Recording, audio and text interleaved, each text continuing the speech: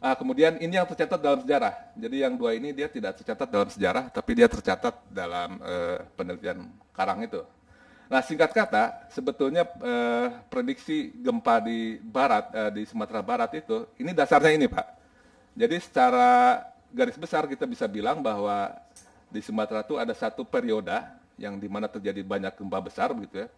Kita bilang sebagai apa itu? Period of terror mungkin ya, kemudian sepi begitu, kemudian ada satu gempa lagi yang banyak gempa, satu periode, kemudian sepi lagi, kemudian ada dua gempa besar di sini, 1797 dan 1833. Dan ini dipisahkan dalam kisaran waktu sekitar 200 tahun. Jadi itu dasar dari 200 tahun. Sehingga pada waktu kita melihat sini, artinya di sini sudah hampir 200 tahunan gitu ya. Jadi memang sudah saatnya.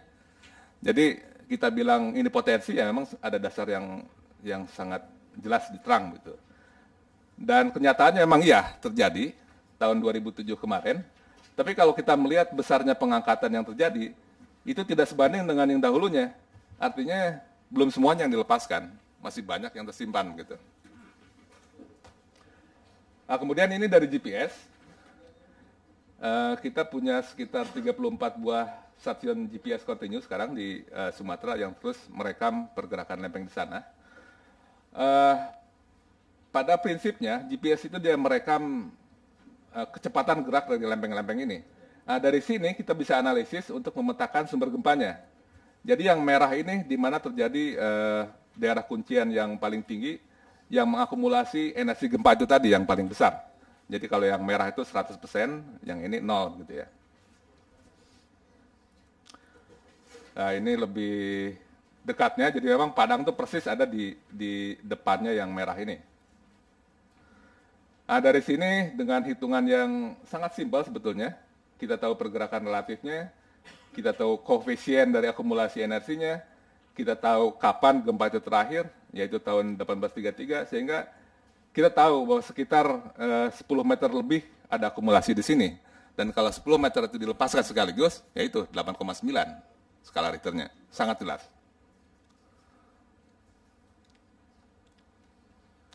Baik, ini pemetaan yang saya lakukan, yang detailnya, menggambarkan raksasa ini begitu ya. Ini badannya, di sini ada pinggangnya, di sini kakinya begitu. Nah, ini sebetulnya dibuat sebelum yang 2007. Nah, ini ada beberapa skenario, jadi ini yang skenario moderat, yang ini yang worst skenarionya. Ini lebih, ini 9, yang sebelumnya mungkin 8,8 gitu ya. Nah, ini gerakan atau energi yang dilepaskan tahun 2007. Sehingga yang tabungan kita yang sebelumnya ini kan harus dikurangkan dengan itu. Nah, sisanya ini Pak, sisanya ini yang sekarang masih belum dilepaskan. Nah, ini kalau kita hitung-hitung, ini energinya sekitar 8,8, 8,9 gitu. Dan yang merahnya itu kebetulan persis di bawah Siberut, jadi artinya persis di depan Padang. Jadi jelas di sini bahwa ancamannya jelas terang gitu ya, secara ilmiah ada dasarnya. Nah, ini satu perkiraan juga begitu ya. Kalau terjadi gempa di sini, maka yang terjadi kira-kira ini di baratnya Siberut dia akan naik sampai 2 meter. Ini 2 meter begitu ya. Nah, Padang di sini bisa turun sampai 1 meter begitu.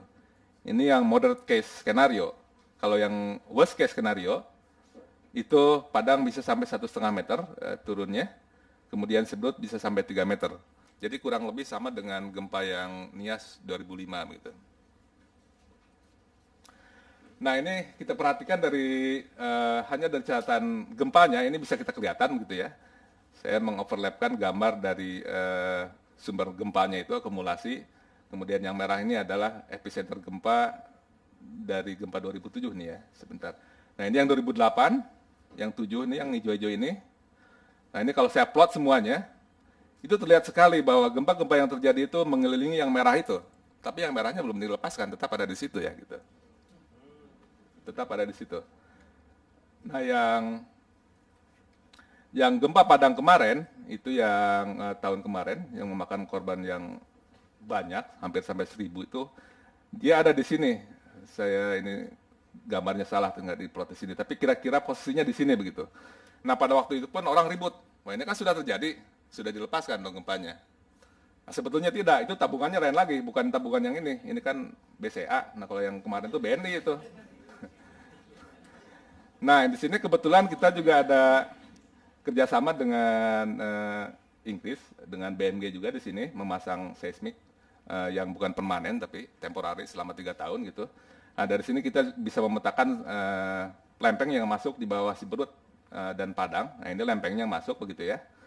Nah, sumber gempa besar yang kita analisis tadi itu yang merah ini yang kita sebut sebagai zona subduksi atau megatrust begitu ya. Sedangkan gempa Padang kemarin ada di sini. Itu saya bilang ini beda tabungannya, ini beda banknya begitu ya. Jadi artinya yang kemarin itu tidak melepaskan yang di sini, tapi malah membuat kita lebih khawatir yang di sini jangan-jangan bisa lebih terganggu begitu kesetimbangannya. Nah, ini salah satu analisis yang dilakukan oleh teman kami Wijo yang sekarang masih S3 di Jerman, tsunami modeling begitu ya. Nah, dari dasar sumber gempa tadi dia coba ingin mengetahui seberapa sih tingginya tsunami di daerah sini begitu. Nah, dia ambil beberapa poin. Nah, ini salah satunya nih di Padang kira-kira tsunami-nya setinggi ini begitu ya. Jadi yang hitam ini adalah yang worst case scenario, yang merah itu yang worst case. Jadi untuk yang worst case scenario, tinggi gelombang bisa sampai 5 meter di Padang. Dan gelombang pertama dia muncul sampai sekitar 30 menit setelah gempa gitu ya. Dan kemudian akan beruntun, air lautnya surut dulu dalam menit yang ke-40, kemudian kembali lagi sejam lagi begitu. Dan seterusnya dan seterusnya. Dan tentu ada satu hal yang menarik di sini bahwa setelah 220 menit setelah gempa, ternyata masih ada yang besar di sini. Jadi artinya dari informasi ini kita bisa lebih tepat lagi dalam memitigasinya kalau terjadi gempa begitu ya. Jadi tentunya dengan dengan sangat simpel kita bilang bahwa di sini belum aman setelah 2 jam karena di sini nanti akan besar, yang besar bisa bisa datang begitu. Di sini ada Pak Hamzah tentunya kalau ada waktu dia bisa cerita sangat banyak tentang tsunami modeling ini. Baik, dari pengetahuan sumber gempa itu yang disebut oleh Pak Andi itu ada pertemuan tahun 2008 di Sumatera, yang Sumatran Challenge itu ya. Itu karena kita sudah tahu persis bahwa ancamannya sangat begitu nyata, kemudian masyarakat sangat ingin untuk mendapat jadi ya kita ingin membuat satu follow up yang jelas setelah kita tahu sumbernya, ancamannya, terus kita mau apa gitu.